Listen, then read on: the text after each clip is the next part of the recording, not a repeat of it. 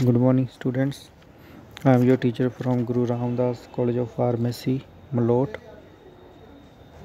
हमारा जो आज का सब्जेक्ट है वो फार्मास्यूटिक्स 2 सेकेंड ईयर स्टूडेंट्स के लिए, and this is the continuation of first part that is steroid dosage form. Now this is second part. Let's start. हम बात कर रहे थे रूट्स की कि कौन कौन से रूट्स हैं। पहले हमने डिस्कस कर लिया है कि पहले पार्ट में इंट्राडर्मल रूट और hypodermis, and next one is intracardiac injection. These are given into the heart muscle or ventricle in an emergency only, for example as a stimulant flowing cardiac arrest। तो ये intracardiac जो injection है वो emergency के case में दिया जाता है।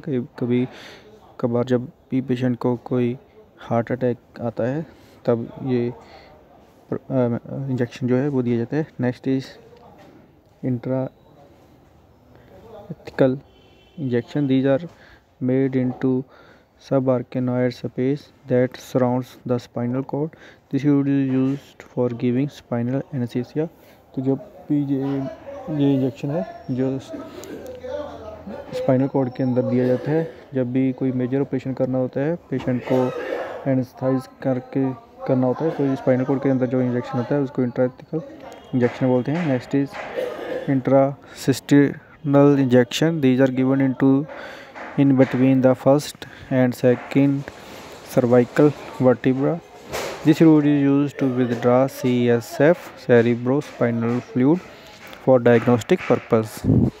Next is peridural injection. These are given between the dura mater and the inner aspects of the vertebra. So it is that portion of the vertebral canal not occupied by the dura mater and its contents. This route is sometimes used for giving spinal anesthesia in special cases.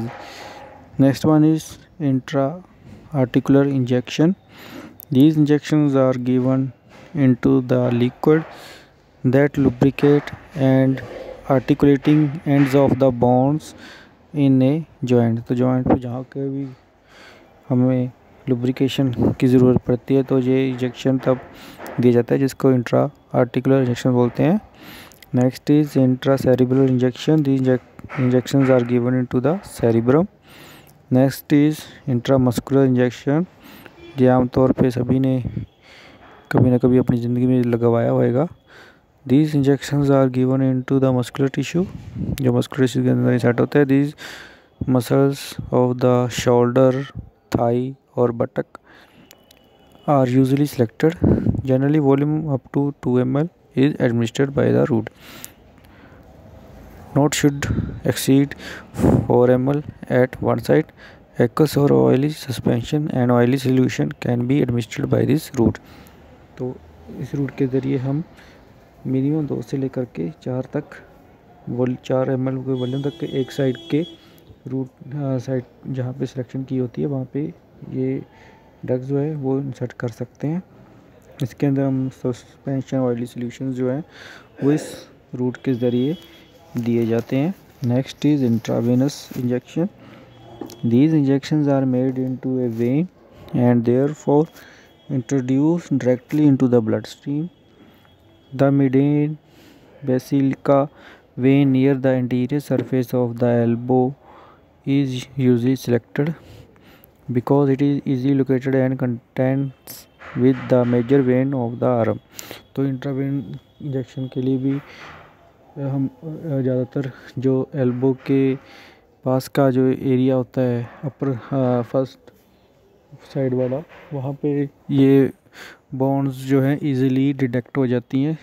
इसके अंदर हम आसानी से detect करके अपनी कोई medicament है जो इंट्रावेनस रूट के लिए रिकमेंड की जाती हैं वहाँ से इसको लगा सकते हैं।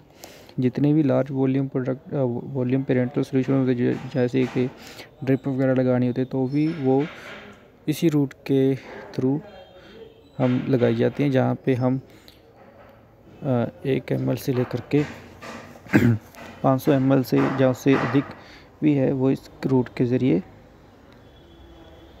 लगा सकते हैं।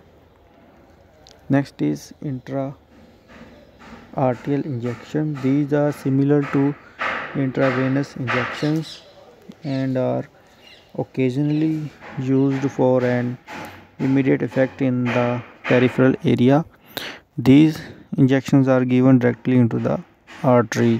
तो जो इंट्राआर्टियल इंजेक्शन है वो भी सिमिलर रहते हैं इंट्रावेनस की तरह, जिसके अंदर हम कोई भी मेडिसिन है वो डायरेक्ट आर्टरी की इंसर्ट कर सकते हैं। Types of parenteral preparation. Next आ जाते हैं इसकी टाइप्स कौन कौन सी होती हैं पेरेंटल प्रेपरेशंस की। Parental preparations can be classified as follow: solution or emulsions of medicaments suitable for injections। तो जो भी हमने पहले पढ़े थे emulsions होते हैं, सस्पेंशन होते हैं, वो हम थ्रू इंजेक्शन भी हम बॉडी के अंदर इंसर्ट करवा सकते हैं। They are commonly called as injections. जो भी मेडिकामेंट है जो थ्रू इंजेक्शन के ज़रिए बॉडी के अंदर जानी होती है उनको इंजेक्शंस बोलते हैं। The parental preparations in this form may be supplied in single dose container or multi dose container. Its volume varies from 0.5 ml to a liter. For example, atropine solution injection, dextrose injection। तो जो भी dextrose injection होते हैं, जो DS होती है, जो normal सलाइंस वगैरह इंजेक्शंस आ गए, वो इमल्शंस की कैटेगरी में आते हैं या सोल्यूशन की कैटेगरी में आते हैं। Next is sterile solids. Drugs which are not stable in solution are prepared and supplied as dry sterile solids which are dissolved in a suitable solvent immediately before its administration. For example, benzyl penicillin G sodium injection। कुछ packaging आपने देखी होगी कि injection के अंदर एक powder form में रहता है और एक साथ में पानी दिया जाता है। तो वो पाउडर फॉर्म इसलिए रखा जाता है क्योंकि वो उसको सोल्यूशन बना करके रखना, स्टोर करना थोड़ा सा कठिन रहता है क्योंकि वो उसकी ख़राब ना हो जाए। तो इसीलिए जो मेडिसिन सोल्यूशन फॉर्म में स्टेबल नहीं रहते हैं लॉन्ग टर्म के लिए, तो उनको हम सॉलिड फॉर्म में बना करके पैकेजिंग में देते हैं। तो उसको यूज़ करना है वो इजीली, क्वालिटी उनकी ये होती है कि वो इजीली पानी के अंदर डिजॉल्व होते हैं, वो इमीडिएट हमको यूज़ करने होते हैं। Sterile suspension। These are the sterile suspension of the drugs in a suitable solvent which are administered by intramuscular route. For example, sterile hydrocortisone acetate suspension and sterile chloramphenicol suspension। तो sterile suspension भी होते हैं। जैसे suspension मतलब जो दो product जो आपस में इमिसिबल हैं और उनको थर्ड सब्सटेंसेस एक वाटर बेस होता है और एक ऑयल बेस हो रहता है। Next is transfusion fluid. These are the parenteral solutions which are administered by the intravenous route. They are generally used for nutrition and to maintain electrolyte balance.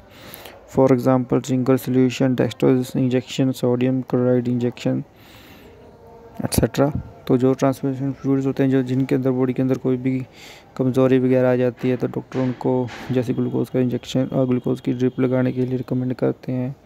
जिनके अंदर electrolyte balance जो है वो बिगड़ जाता है तो उस केस में ये ट्रांसफ्यूजन फ्लूइड्स दिए जाते हैं, जिनकी जो क्वांटिटी रहती है 500 से लेकर के 250 ml से लेकर के 1000 लीटर तक की 1 लीटर तक की कैपेसिटी रहती है।